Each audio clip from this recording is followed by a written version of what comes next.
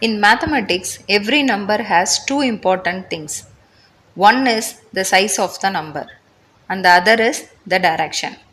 Positive numbers move upward, negative numbers move downward.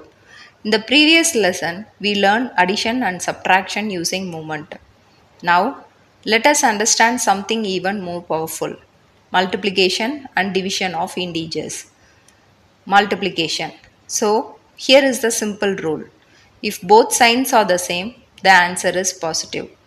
If the both signs are different, the answer is negative.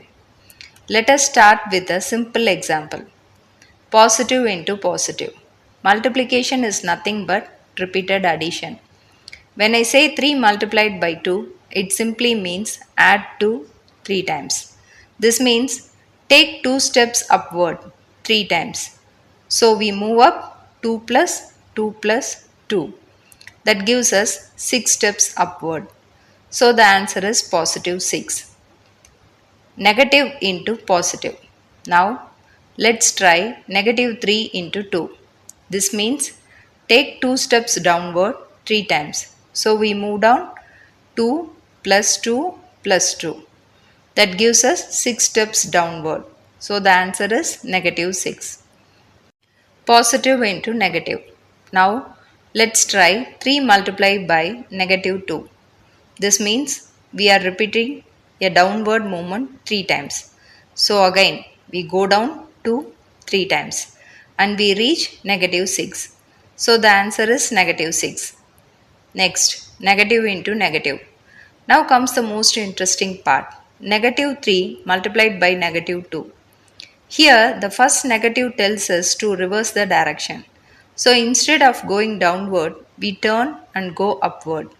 Now we move up 2 steps 3 times. So we reach positive 6. That is why a negative multiplied by a negative becomes a positive. You can remember it like this: same signs, positive result; different signs, negative result. Next, division. Now, division is the opposite of multiplication. It means sharing or splitting into equal parts. Let us take 6 divided by 2. We are splitting 6 steps into group of 2. So, we get 3 groups. That means the answer is 3. The sign rule in division is exactly the same as multiplication. If both signs are the same, the answer is positive. If the signs are different, the answer is negative. Let us look at some examples. 6 divided by 2 is positive 3. Negative 6 divided by 2 is negative 3.